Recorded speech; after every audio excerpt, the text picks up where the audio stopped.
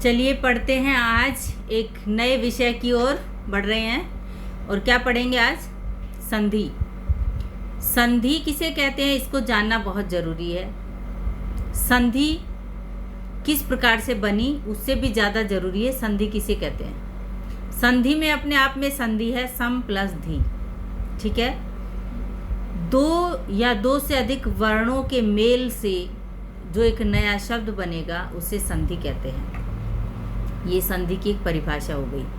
वर्णों का मेल क्या है? जैसे मैंने आपको वर्णमाला में पढ़ाया था। वर्णमाला में मैंने इसीलिए आपको बताया था कि 5 स्वरों से ही हमने कैसे कैसे दीर्घ संधि, गुण संधि, वृद्धि संधि, ये तीनों संधि हमने वर्णमाला के स्वरों के माध्यम से ही सीखी थी। तो उसी पर आ जाते हैं फिर से। सबसे पहले संधि में 3 भेद होते हैं। नंबर 1 स्वर संधि, नंबर 2 व्यंजन संधि, नंबर 3 विसर्ग संधि। अब ये 3 नाम क्यों पड़े? क्योंकि जहां वर्णों के आपस में स्वरों में परिवर्तन आए, स्वर संधि में दोनों तरफ स्वर ही होंगे, पूर्व पद में भी और उत्तर पद में भी, तो उन्हें कहते हैं जहां स्वरों के मेल में परिवर्तन आए तो उसे स्वर संधि कहते हैं। जहां व्यंजनों में परिवर्तन आए तो उसे व्यंजन संधि कहते हैं, और जहां विसर्गों में परिवर्तन हो उसको विसर्ग संधि कहते हैं। अब स्वर संधि के कितने भेद हैं? नंबर 1 दीर्घ संधि,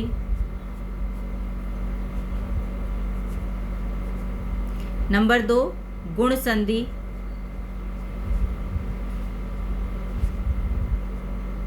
नंबर 3 वृद्धि संधि, नंबर 4 यण संधि, नंबर 5 अयादि संधि।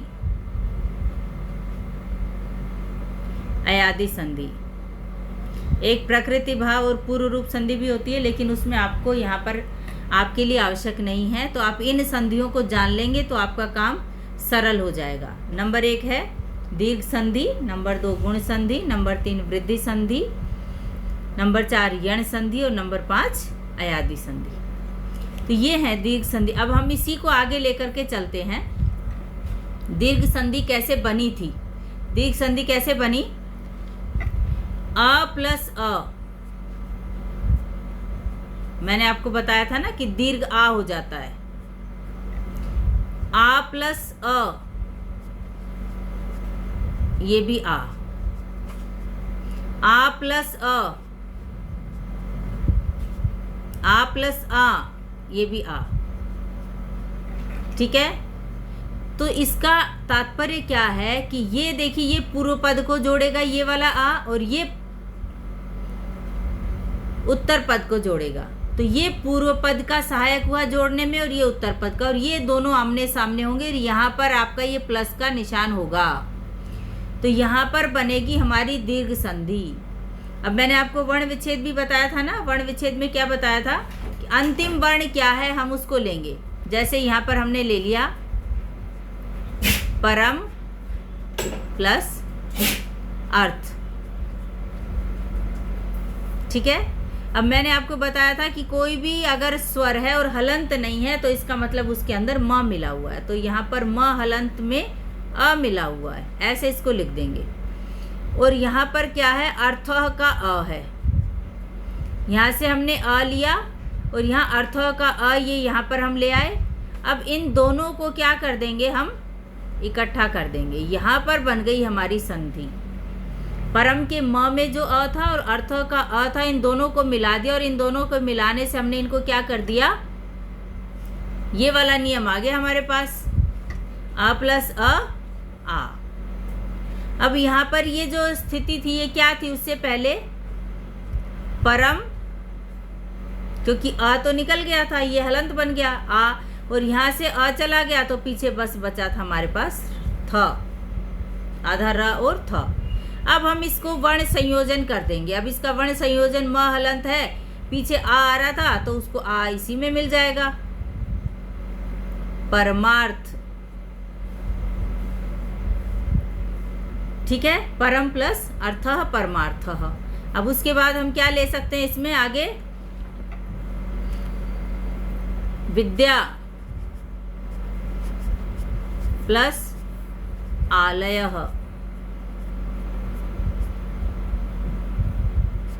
विद्या का अपने आप में वर्ण विच्छेद क्या है? द प्लस य प्लस आ, ऐसे बनता है विद्या का द। द हलंत, य हलंत और आ, ये द जो है ये संयुक्त अक्षर है। इसमें से हमने आ ले लिया, यहाँ से हमने आ ले लिया और ये आलय का आ ले लिया हमने, ठीक है। इन दोनों के स्थान पर हमने क्या बना दिया? एक दीर्घ आ बन गया। इन दोनों के स्थान पर दीर्घ आ बना, क्योंकि आ प्लस आ भी मैंने अभी पीछे बताया था ना, आ प्लस आ भी आ ही रहेगा। तो इस प्रकार से हमने इसमें से आ लिया, इसमें से आ लिया, तो दोनों के स्थान पर क्या बन गया? ये विद्यालय। अब ये द्या था यहाँ पर, वी तो जो का त्यों है, वी को तो हमने कुछ किया ही नहीं। द और य में हमने बना दिया, आप इसको ऐसे भी लिख सकते हैं विद्या। ये आ तो अब इसमें मिल गया और पीछे क्या है? लयः। तो हम अगली बार इसको क्या लिखेंगे? विद्यालयः, ठीक है। ये इसमें हमने इसको मिला दिया, अगर नहीं मिलाया होता तो ये यहाँ पर दिखाई नहीं देता, ठीक है।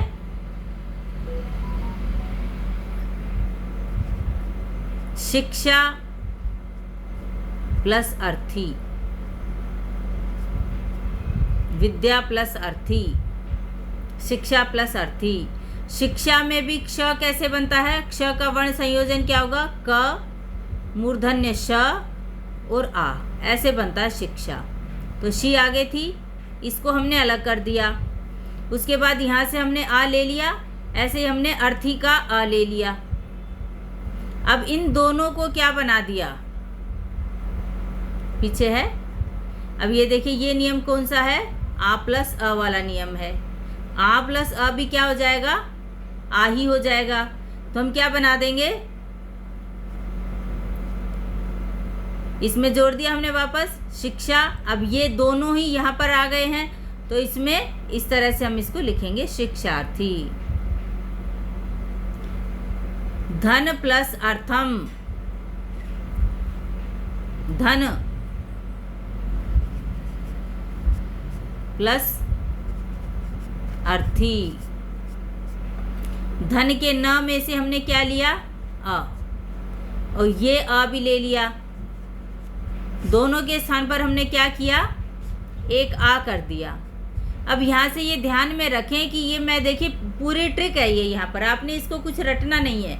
अब यहाँ पर आपने यहाँ से अ ले लिया, यहाँ से अर्थी का अ ले लिया। अब ये तो यहाँ पर है नहीं और इसमें भी ये अ नहीं है, तो ये दोनों तो यहाँ इकट्ठे होकर के आ के रूप में बदल गए। अब हमारे पास पहले शब्द क्या था? आगे ऐसे लिखेंगे इसको और पीछे अर्थी लिखेंगे ऐसे। अब इनको एक करके लिख देंगे तो ये आ इसमें मिल जाएगा। धनार्थी, कृपा प्लस अर्थी,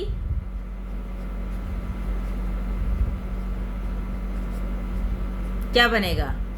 कृपा का आ ले लेंगे यहाँ से, अर्थी का आ ले लेंगे, दोनों को मिला देंगे, क्या आ जाएगा? आ। अब कैसे लिखेंगे इसको? हलंत है ये, कृप आ और थी। अब इसको जोड़ देंगे तो क्या बन जाएगा? कृपार्थी। विद्या प्लस अर्थी विद्यार्थी। तो इस प्रकार से हमने ये क्या सीखी? दीर्घ संधि का पहला नियम। अब दूसरा नियम मैंने सिखाया आपको। मूल स्वर था हमारा ई, सामने भी दूसरा मूल स्वर था ई, तो दोनों को मिलकर के क्या बन गई? दीर्घ ई। ऐसे ही दीर्घ ई अगर है, उत्तर पद में भी दीर्घ ई है तो भी क्या बन जाएगा? दीर्घ ई। अगर यहाँ पर ह्रस्व ई है, उत्तर पद में दीर्घ ई है, तब भी बन जाएगी ई, ठीक है। इधर दीर्घ ई है और इधर ह्रस्व ई है, तब भी बनेगा दीर्घ ई। तो ये नियम ये कहते हैं कि आमने सामने पूर्व पद और उत्तर पद में अगर समान स्वर हों, तो बड़ी कक्षाओं में हम सीखते हैं कि अकह सवर्णे दीर्घ, इससे यहाँ पर दीर्घ हो जाता है। तो ई प्लस ई ई और ई बन गया। तो ये इस प्रकार से बना। अब हम इसके उदाहरण देख लेते हैं। कवि प्लस इंद्रः। अब हम अगर व का वर्ण विन्यास करते हैं तो व हलंत और ई ऐसे ही बनता है वी। पीछे क्या है? इंद्रः। इंद्रः की ई आ गई तो हमने यहाँ से ये ई ले ली और ये व में से ई ले ली और ये दोनों मिलकर के क्या बन गए? यही लेंगे ना। अब ये देखो ये नियम आ गया पहले वाला, ई प्लस ई। अब जब ई और ई आ गई तो हमने यहाँ पर इसको दीर्घ ई में रख दिया। जब इन दोनों के स्थान पर दीर्घ ई आ गई तो इससे पहले हमारे पास क्या था? क व हलंत और आधा न और द र द्रह। अब इसका हम वर्ण संयोजन करेंगे तो व में ही ये ई मिलेगी जा करके, तो क वी आधा न द्र, कविंद्र। ऐसे मुनि plus इंद्रः मुनिंद्रः।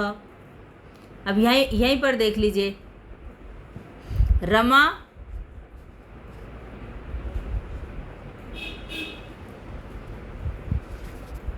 Hari plus ईशः, Hari plus ईशः क्या हो जाएगा? अब देखिए यहाँ से हमने क्या किया, र में से ई ले ली, र हलंत हो गया, ई ले ली यहाँ से हमने, यहाँ से भी ईशः की ई ले ली, दोनों मिलकर के क्या बन गई? दीर्घ ई बन गई। दीर्घ ई बनी तो हमने इसको अब कैसे लिखना है? र में से ई निकल गई थी, अब ये बड़ी इसमें जा कर के मिल जाएगी तो हरीशः। समझ आया आपको? यहाँ से हमने ये ई हटाई, यहाँ से ईशः ये हटाया, इन दोनों को मिलाकर ई प्लस ई का ये वाला फॉर्मूला ले आए। इस नियम के अनुसार ई और ई मिलकर के बड़ी ई बन गई। अब जब यहाँ से हट ही चुका था तो यहाँ पर हम इसको ऐसे भी लिख सकते हैं आप समझने के लिए कि हर बचा था खाली, पीछे शह बचा था तो बीच में ई आ गई तो हमने बना दिया हरीशः। इस प्रकार से हम इसको करेंगे। अगला नियम देख लीजिए,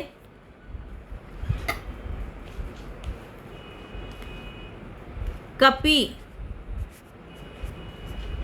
प्लस ईशः, कपि प्लस ईशः। तो कपि में क्या है हमारे पास? क तो जो का त्यों है, क को हम छेड़ नहीं रहे हैं। कपि पी प ई, प के बाद ई की आवाज़ आती है तो हम प के बाद ही ई को लिखेंगे। तो ये तो इसका पी का वर्ण विच्छेद हो गया। और पीछे क्या है? ईशः। यूँ पूरा भी समझ लें इसको। अब यहाँ से ई और ई दोनों आमने सामने आ गई, हम इन दोनों को एक कर देंगे। अब इन दोनों को हम यहाँ ले आएंगे और ई से क्या बन जाएगा? ई। जब यहाँ दीर्घ ई बन गई तो हम इसको ऐसे लिखेंगे, क प हलंत और पीछे शह, क्योंकि ये ई तो यहाँ आ गई है। अब इसका वर्ण संयोजन कर दें, कपीशः। मुनि प्लस इंद्रः,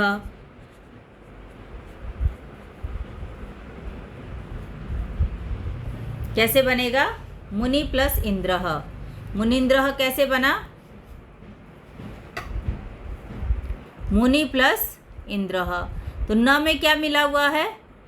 ई। जैसे हमने इसको किया था बिल्कुल उसी तरीके से आप इसको भी कर सकते हैं। मुनि में से ई ले ली हमने तो ई को हम यहाँ काट देंगे, ना को हलंत कर देंगे, ई हमने ले ली अलग, और इंद्रः को की ई को हमने अलग ले लिया। तो ये कौन सा नियम आ गया? ई और ई मिलकर के दीर्घ ई। तो क्या बन जाएगा अब? मु नी आगे द्रह, मुनिंद्रः। हरिंद्रः, कपीशः, हरीशः, मुनीशः, ये सारे ई प्लस ई के उदाहरण हो जाएंगे। अब बारी आती है उ प्लस उ। उ प्लस उ क्या हो जाएगा? दीर्घ उ। दीर्घ उ प्लस दीर्घ उ, दीर्घ उ हो जाएगा। ठीक है, यहाँ पर ह्रस्व उ है और यहाँ पर दीर्घ उ है तो क्या हो जाएगा? दीर्घ उ। ठीक है, आमने सामने इनमें से कहीं पर भी समान स्वर हों, चाहे यहाँ पर दीर्घ हो यहाँ पर ह्रस्व हो, उससे कोई फर्क नहीं पड़ता। आपने देखना है कि कब किस परिस्थिति में दीर्घ संधि होगी। दीर्घ संधि का अर्थ ही है कि छोटे को बड़े आकार में ले लेना, यानी ह्रस्व को दीर्घ बना देना। और ह्रस्व दीर्घ तब बनेंगे जब मैंने वर्णमाला में आपको सबसे पहले सिखाया था वर्णमाला में कि 5 मूल स्वरों से कैसे हमारे 13 स्वर बने, तो वहीं से ये संधियाँ निकल रही हैं। वहाँ पर अगर आपने सीख लिया होगा, वो मेरा वीडियो देखा होगा, तो आपको ये सीखना बिल्कुल सरल और सहज लगेगा। अब देखिए, जैसे देखते हैं साधु प्लस उत्सव, उत्सवः। अब देखिए यहाँ से हमने ऊ ले लिया, ठीक है, तो ये तो क्या बच गया, हलंत है।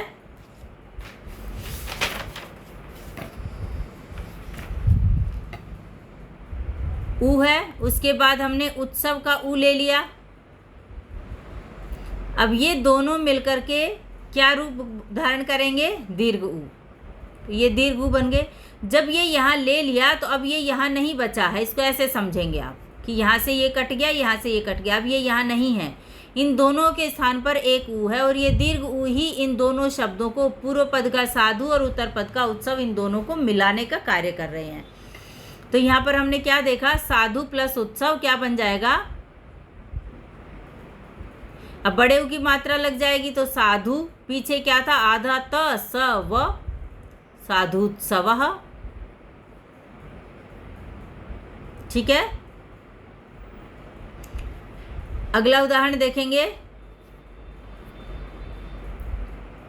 भानु प्लस उदयः।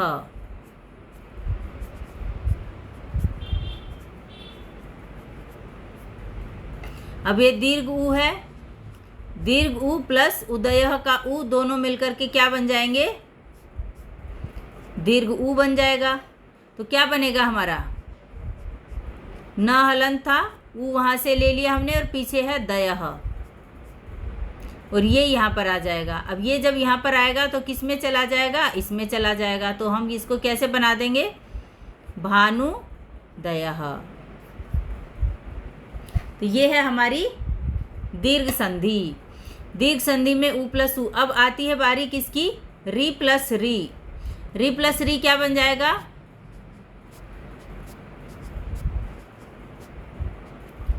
दीर्घ री। एक बार और लगाएंगे, जैसे हमारे पास उदाहरण है पितृ प्लस ऋणम। अब यहाँ पर देखिए ये री की मात्रा त पे लगी हुई है, तो इससे पहले हमारे पास जो शब्द बच जाएगा वो ये बचेगा, क्योंकि री हमने यहाँ से ले ली। इसको जब अलग करेंगे तो पूरी री के प्रकार से लिखेंगे। जब हमने ये नीचे लगा रखा है तो ये भी री की ही एक मात्रा है, तो इसको हम री ही जानेंगे कि त के अंदर री मिली हुई है। और यहाँ से ऋणम की ये री ले ली, तो ये यहाँ से कट गई, ये यहाँ से कट गया, तो ये यहाँ पर ऐसे लिख देंगे। अब पीछे क्या था, अणम। अब इन दोनों को हमने क्या किया, हमने इन दोनों को एक कर दिया, और पीछे क्या आ गया हमारे, एक बार और इसे ऐसे लिखेंगे तो ये दीर्घ री मानी जाएगी। अब दीर्घ री को किस में मिलाएंगे, त में मिलाएंगे, क्योंकि आप ये भी ध्यान रख लें कि ये त में ही क्यों मिल रहा है, क्योंकि ये आधा है और चलने लगेगा तो अपने से आगे चलने लगेगा। जब आगे कौन है इसके, त, तो त ने इसको अपने अंतर्गत मिला लिया, तो क्या बन गया ये पितृ। ऐसे 2 बार लिखेंगे, पितृणम।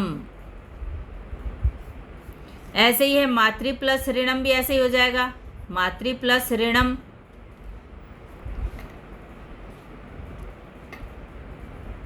मातृ प्लस ऋणम, भ्रातृ प्लस ऋणम। सारे उदाहरण ऐसे ही होंगे, यहाँ से री ले ली, यहाँ से री ले ली, और दोनों को दीर्घ बना करके ऐसे हमने इसको लिख दिया। बिल्कुल वैसे ही है, इसलिए ज़्यादा विस्तार से मैं नहीं बता रही हूँ, क्योंकि आपको ये समझ आ गया होगा।